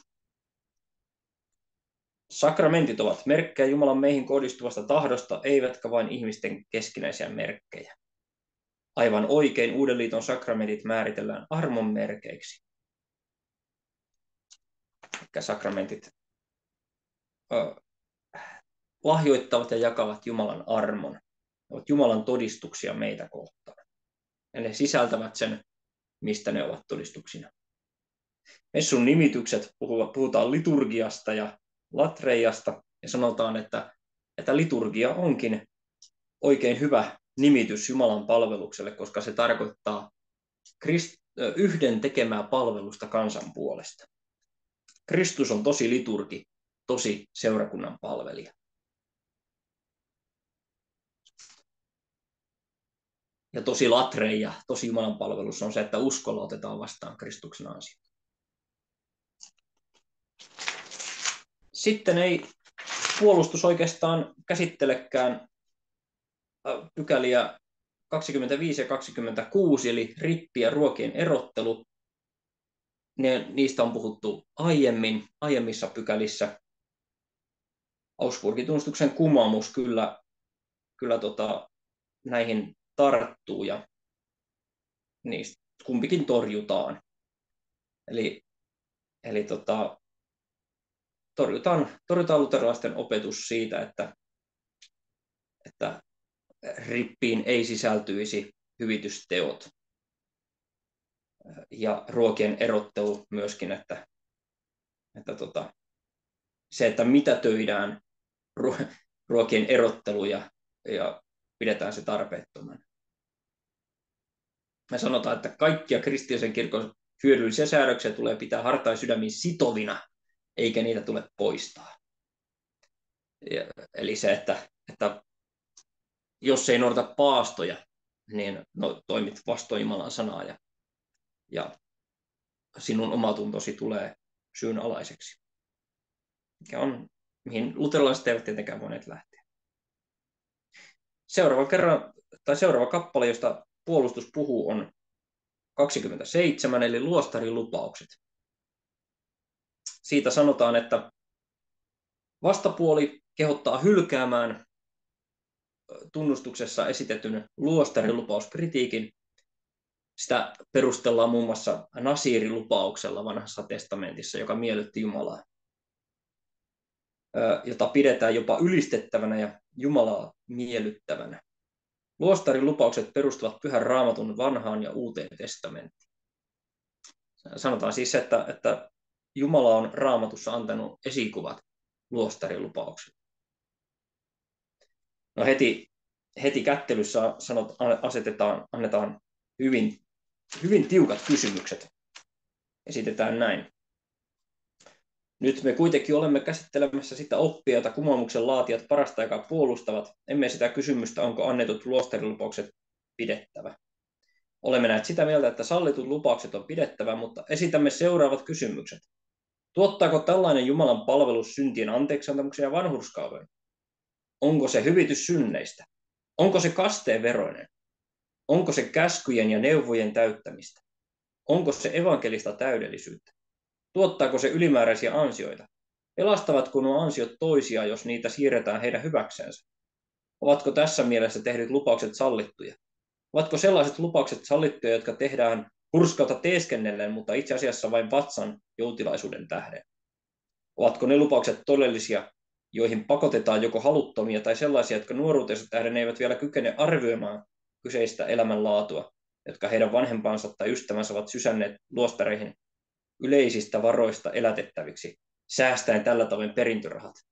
Ovatko ne lupaukset sallittuja, jotka ilmeisesti johtavat onnettomaan tulokseen joko siitä syystä, ettei niitä heikkoiden tähden kyetä pitämään, tai siksi, että niitä, jotka elävät noissa yhteisöissä, pakotetaan messun väärinkäyttöön ja jumalattomaan pyhän palvontaan sekä suostumaan hankkeisiin kunnon miesten päämenoksi ja antamaan niihin apunsa? Näitä kysymyksiä me nyt olemme käsittelemässä. Me olemme puolestamme tunnustuksessa puhuneet enimmäkseen sellaisista luostarilupauksista, joita paavien säännöksetkään eivät hyväksy, mutta vastapuolelta meitä vaaditaan hylkäämään kaikki, mitä olemme esittäneet. Juuri näin heidän sanansa kuuluvat. Eli ollaan siis tosi tiukkoja siitä, että jos onkin esitetty hyviä lupauksia, niin kyllä ne voidaan pitää ilman, että loukataan ketään. Mutta se, että pakotetaan ihmisten omat tunnot sitoutumaan jumalattomiin lupauksiin, sellaisiin ikään kuin, että pienellä präntillä tulee allekirjoitetuksi jotain sellaista, mikä on Jumalan sanan vastaista, niin siihen ei saa kenenkään omatunto olla hirtettynä. Tällainen omavalintainen hurskaus ei voi tuoda mitään syntien anteeksiantamusta, jopa siinä häväistää Kristusta ja armoa. Ja sanotaan kyllä, että kaikki ruumiin kurittaminen on oltava vapaa käskyistä ja määräämisistä. Siis mitä luostarissa tapahtuu, paastominen ynnä muu, niin se voi olla hyvää, mutta sen täytyy lähteä kristillisestä vapaudesta, ja ne ovat ehdonvallan asioita silloinkin, kun ne ovat sinänsä hyviä, ja kuritetaan vaan niiden kautta pahaa lihaa. Näin kappaleessa 21. Sitten viimeisenä artiklana tämä 28, kirkollinen valta. Kirkollisessa vallassa, eli piispain vallassa, on syvä huoli seurakuntien tilasta ja siitä, että seurakuntia opetettaisiin oikein ja sakramentit hoidettaisiin oikealla tavalla, eikä papin virkaan otettaisi erotuksetta ketä tahansa. Vastustajat vastaavat tähän vain näin. Julistettakoon arkkipiispojen, piispojen, pappien ja koko papiston voivan vapaasti harjoittaa vallankäyttöä, sikäli kuin se perustuu oikeuteen tai vallitsevaan käytäntöön. Hengellisellä alueella kirkollinen valta perustuu jumalalliseen oikeuteen. Eli että piispoilla on valta hallita ja kurin pitämiseksi rangaista, jotta voisivat ohjata alaisensa iankaikkiseen autuuteen. Hallintovaltaan taas vaaditaan valta arvostella, määritellä, erottaa ja ratkaista kaikkea, mikä on mainitun tarkoitusperän kannalta hyödyllistä ja edistää sitä.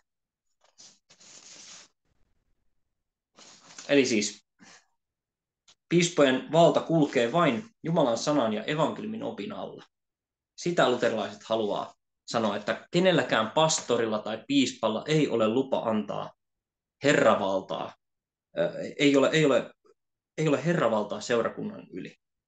Ainoastaan Jumalan sanan hallintavalta. Ihmisten omaa tuntoa ja pelastusvarmuutta ei sen sijaan voida sitoa perittyihin tai ihmisten asettamiin menoihin tai edes piispojen määräyksiin silloin, kun ne ovat Jumalan sanan vastaisia.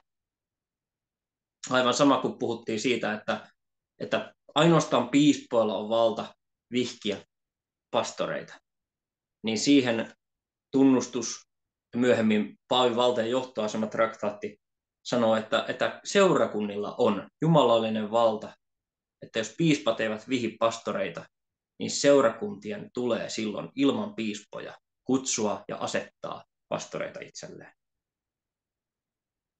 Jumalattomat piispat eivät voi pitää seurakuntia kuristusotteessa vastoin Jumalan sanaa. Tämä myöskin meidän ajallemme hyvin oleellisena huomiona. Toinen hyvin oleellinen huomio on se, että kun yksikään piispa ei voi määrätä, ettei seurakunnassa saisi viettää pyhää ehtoollista, silloin kun Kristus on sen käskenyt. Tässä viitataan myöskin 15 uskonkohtaan juuri tästä kirkollisesta järjestyksestä ja pappien vallasta. Perinnäissäännöillä ei saa taakoittaa kirkkoa anteeksiantamuksen hankkimiseksi, ja tämä koskee myös piispojen määräysvaltaa. Siitä kirjoitetaan hyvin selkeästi muun muassa tällä tavalla. Kappaleessa 11-12. Evankeliumi todistaa kuitenkin selvästi, ettei kirkon kannettavaksi tule panna perinnäissääntöjen noudattamisen kuormaa siinä mielessä, että niillä ansaittaisiin syntien anteeksiantamus, että ne olisivat Jumalan palvelusta, jonka Jumala hyväksyy vanhurskaudeksi, ja että ne olisivat omien tuntojen kuorma, niin että niiden laiminlyömistä pidettäisiin syntinä. Kun kerran näin on, eiväthän vastustajamme koskaan pysty osoittamaan, että piispoilla on valta säätää uusia Jumalan palvelusmenoja. Tunnustuksessamme olemme muuten sanoneet, millaisen vallan evankeliumi piispoille antaa. Ne, jotka nyt ovat piispoja, eivät hoida piispan tehtäviä evankeliumin mukaisesti. Olkoot vain piispoja kirkollisen lainsäädännön mukaan, sitä vastaan meillä ei ole muistuttamista. Nyt me kuitenkin puhumme piispoista evankeliumin näkökulmasta. Me mielellämme näemme virassa vanhan jaon vihkivaltaan ja tuomiovaltaan. Piispoilla on siis vihkivalta, toisin sanoen sanan ja sakramenttien hoitamisen virka. Mutta hänellä on myös tuomiovalta, toisin sanoen valta sulkea kirkon yhteydestä julkisiin rikoksiin syyllistyneet ja taas päästää heidät synneistä, mikä avainten valta ja kirkkokuri, jos he kääntyvät ja anovat synnin päästä. Ei heillä kuitenkaan ole tyrannin valtaa, toisin sanoen lakiin perustamatonta mielivaltaa, eikä kuninkaallista valtaa, toisin sanoen lain yläpuolelle nousevaa valtaa, vaan heillä on tietty toimeksianto, tietty Jumalan sana, jota heidän tulee opettaa, jonka mukaisesti heidän tulee käyttää tuomiovaltaansa. Ja jokainen pappi, joka käyttää sellaista hengellistä valtaa, joka ei perustu Jumalan käskyyn ja lupaukseen ja Jumalan sanan jakamiseen ja sakramenttien toimittamiseen, niin käyttää papillista valtaansa väärin. Piispan valta onkin vain sanan ja sakramenttien hoitamisen valtaa ja avainten vallan julkista käyttöä. Ja jos piispalla onkin valta laatia Jumalan palvelusjärjestyksiä, he tekevät sen hyvän järjestyksen ja arvokkuuden säilyttämiseksi sekä opetukseksi, eivät koskaan taakoittaakseen syntisiä, arkoja omia tuntoja. Ja näin ymmärretään säädetyt Jumalan palvelusmenotkin oikein. Ihmisten tulee olla kuuliaisia piispojen julistamalle sanalle, mikäli se on Jumalan ja Kristuksen sanaa. Evankeliumia vastaan olevat säädökset sen sijaan eivät mitenkään ole auktoritatiivisia, eikä niitä saa totella. Näin siis piispain vallasta. Me huomaamme, että kaikessa on kyseessä Jumalan käsky ja lupauksen ja aran omantunnon puolustus. Oppi, käsky, lupaus, pelastusvarmuus, omantunnon rauha. Sitä halutaan luterilaisella tunnustuksella puolustaa. Luen tähän vielä loppusanat apologiasta ja sitten voidaan hetken keskustella. Tuleehan Jumalaa kuulla enemmän kuin ihmisiä. Syntyneestä hajaannuksesta saavat aikanaan tehdä tiliä nuo, jotka alussa tuomitsivat ilmeisen totuuden, nyt sitä äärimmäisen julmasti vainoavat. Eikö vastapuoli sitten ole aikaa saanut mitään pahennusta? Kuinka paljon onnettomuutta sisältyykään siihen törkeän pyhän häpäisyyn, että messu on tehty rahanhimon välineeksi? Kuinka suuri onkaan selipaatin häpeällisyys? Mutta kaikki vertailu sikseen. Tämä on meidän tilanteen mukainen vastauksemme kumamukseen. Nyt vain jätämme kaikkien hurskaiden ihmisten arvioitavaksi, onko vastapuolen ylpeily oikeaa, kun se katsoo Raamatun nojalla todella kumonneensa meidän tunnustuksemme loppu. Näin. Että semmoinen opetus tällä kertaa ja vielä ihan about-aikarajoissa kai. Joo, kiitoksia Esa. Nyt varmaan sitten mahdollisuus keskustelulle. Jos tehdään silleen, että voi tässä vielä kysyä ja kommentoida silleen, että äänitys on päällä, mutta sitten voidaan myös katkaista äänitys, jos sitten toivotte keskustelua vielä ilman sitä. Mutta mitä ajatuksia ja kysymyksiä? Pahoittelen sitä, että meni monologiksi, mutta tämän olosuhteiden pakosta se ei ole koskaan mukavaa, mutta näin se nyt sitten meni. Toivottavasti ette nukahtaneet siellä.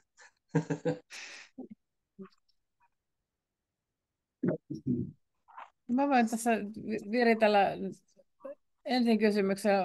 Kiinnitin vaan, kun oli huomioita, jotka oli näistä sakramenttien määrästä, niin siinä Joo. pohdittiin tätä avioliiton, että miksei avioliitto ole sakramentti, kun mä itse asiassa miettinyt, että periaatteessa se ei ole kovin kaukana sakramentista, niin kuin luterilaisessa käsityksessä, niin mutta tässä oli ihan mielenkiintoista, että se varsinainen perusta on se, että kun se, on niin kuin, se ei kuulu vain uuteen liittoon. Eli se on semmoinen sakramentin kriteeri, jota ei kauhean usein lausuta ääneen ehkä, että se sakramentti on jotain, mikä kuuluu vain uuteen liittoon. Eli että koska se on vanhan liiton aikana, jota siis itse asiassa jo ennen sitä asetettu heti luomisessa, niin silloin se ei ikään kuin kuulu uuden liiton sakramentteihin. Mutta että mitä ajattelet tästä, kun toisaalta mietin, että onko se hyvä perustelu, että, että se pitää kuulua nimenomaan uuteen liittoon, koska ei voi sanoa myöskään, että avioliitto kuuluisi vanhaan liittoon, siis siinä mielessä, että koska se tosiaan ennen kuin vanha liittokin solmittiin, niin se avioliitto jo asetettiin, että se liittyy niin kuin nimenomaan luomiseen. Joo, siis täällä tietysti sanotaan, että avioliitto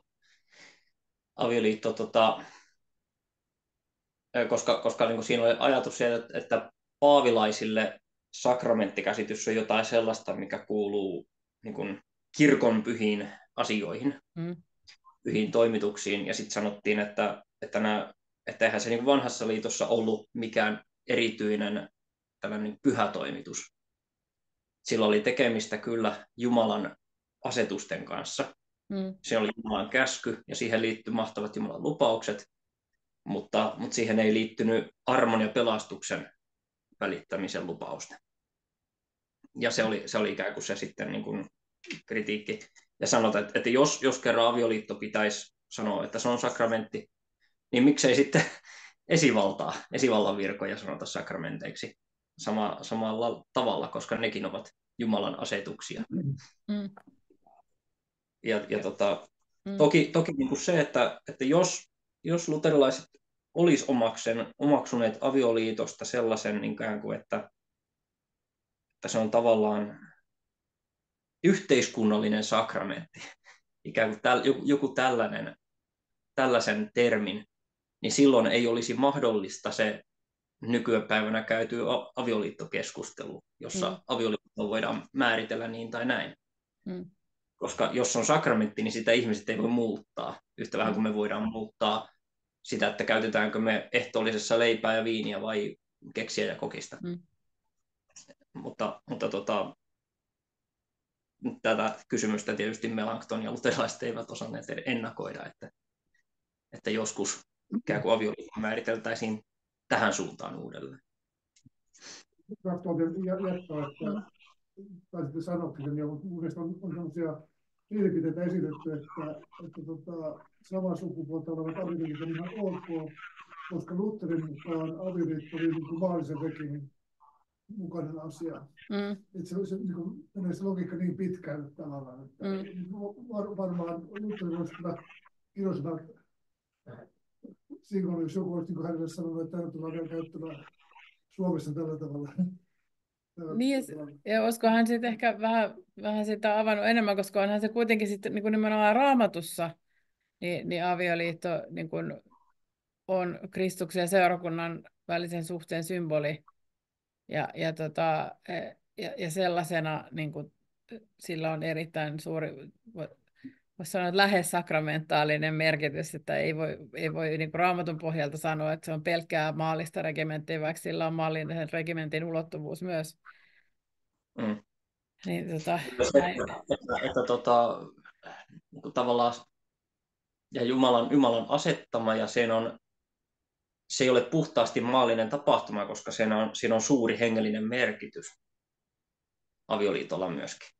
Niin kuin hengellisesti yhdistetään avioparit avioliitossa, mutta se niin kuin avioliitossa eläminen on pyhää Jumalan palvelusta arjessa.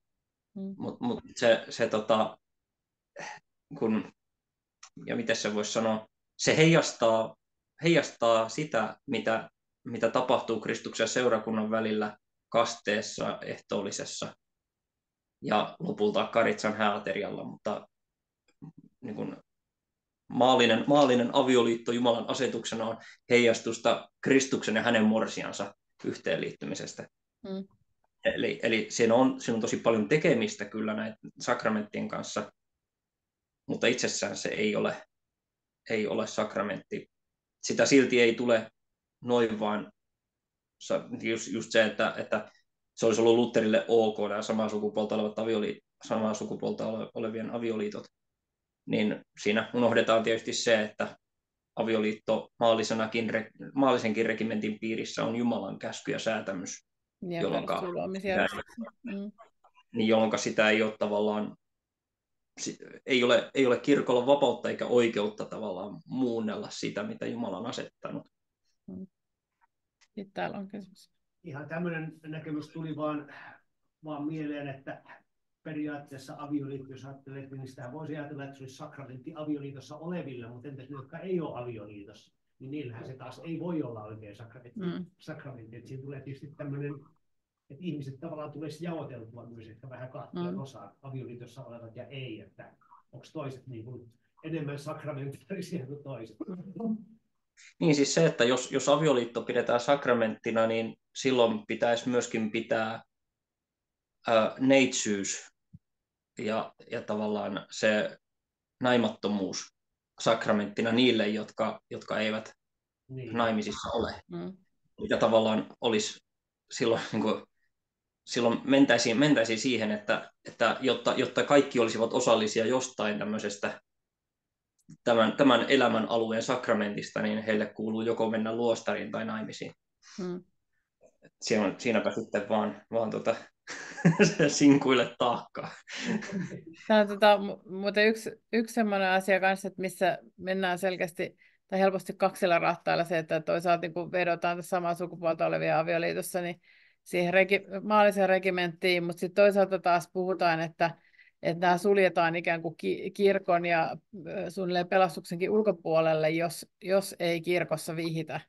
Siis tavallaan jolloin se kuulostaa pikemminkin tästä sakramentaaliselta korostukselta, että se on se väline, että avioliitto on se, jonka kautta kirkko niin kuin liittää yhteyteensä. Itse olen esimerkiksi kirkolliskokous puheenvuorossa just sitä, että ei luterilaisessa teologiassa avioliiton niin kuin rooli ole koskaan ollut tällainen, että se on se, minkä kautta ihmiset liittyisivät kirkkoon tai jonka kautta kirkko osoittaisi, että ketkä kuuluu niin kuin Jumalan kansaan, että kaste on se sakramentti, jonka kautta tämä tapahtuu. Ja se, että auttaisiko tässä keskustelussa se, että kirkko niin kuin kirkastaisi kasteopetustansa ja niin kuin pitäisi esillä sitä, että mitä siitä kautta niin kuin oikeasti lahjoitetaan ihmiselle. Ja tuntuu, että se on myös niin kuin ylikorostunut tavallaan se, että mitä kaikkea latausta pistetään siihen niin kuin avioliittoon vihkimiseen. Joo, ja siis tosiaan kasteopetusta pitäisi opettaa väkevämmin. Myöskin sitä, että mikä on siunauksen teologia. Siis se, että siunaus ei ole papin, vaan Jumalan. Ja sen takia Jumala ei voi siunata mitään, mitä hän ei ole asettanut ja sillä tavalla, kun hän on se asettanut. Eli tavallaan siunaus ei ole yksittäisen papin hyväksyntä ihmisten toiminnoille, eikä edes kirkkokunnan, vaan se on Jumalan teko. Silloin siinä pitää mennä Jumalan säännöillä. No niin näin. Joo. Palaan vielä vähän takaisinpäin tähän avioliittoasiaan. Olen itse törmännyt yllättävän paljon sellaiseenkin, että on kristittyjä, jotka ei ollenkaan näe sillä avioliitolla. Siis uskovia kristittyjä, jotka ei jotenkin ymmärrä sitä, että mikä arvo on sillä avioliitolla taas mahdollisena organisaationa. Eli siis tämän tyyppinen ajattelutapa, että no ei tässä nyt mitään pappeja eikä virastoja tarvita, että kun me ollaan luvattu toisillemme, niin sitten se lupaus on tavallaan mukavasti yhtä pyhä. Ja eihän se ole. Niin tämä julkinen puoli on. Niin just tavallaan tämä, että ei se ole sama asia ollenkaan. Ja just se, että se kuuluu olla julkinen ja ihan aidosti sitova. Siis Paavalin ensimmäisen Timoteuskirjeen luvussa 4, niin Paavalihan antaa tosi hyvän opetuksen siitä, että avioliitto, tapahtuu se missä tahansa, siis miehen ja naisen liitto, niin se on hyvä, koska se perustuu Jumalan asetukseen. Mutta kristityillä ei ole ainoastaan hyvä avioliitto, vaan kristityillä on pyhä avioliitto, koska se, mitä Jumala on asettanut, antanut luomislahjaa, niin kristityt ottaa sen ja se pyhitetään Jumalan sanalla ja rukouksella. Sitähän kirkkohäät on, että Jumala tekee hyvästä avioliittoasetuksestaan pyhän asetuksen, joka on hengellisesti ravitsevaa kristityille aviopareille. Hän pyhittää sen, se pyhitetään Jumalan sanalla rukouksella. 1 Tim 4, 4-5.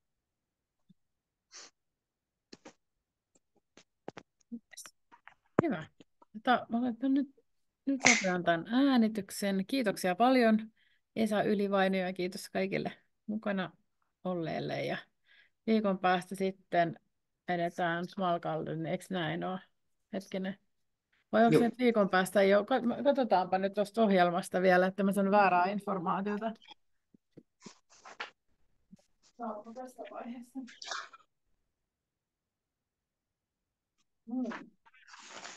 Täältä löytyy. Eli joo, kyllä siis 5.3. on vasta seuraava. 5.3. että itse asiassa se on 2 viikon tauko nyt.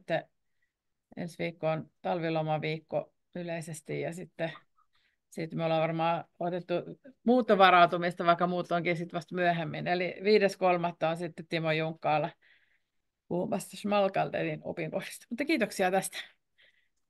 Paljon. Kiitos. Kiitos. Hetkinen. Kiitoksia.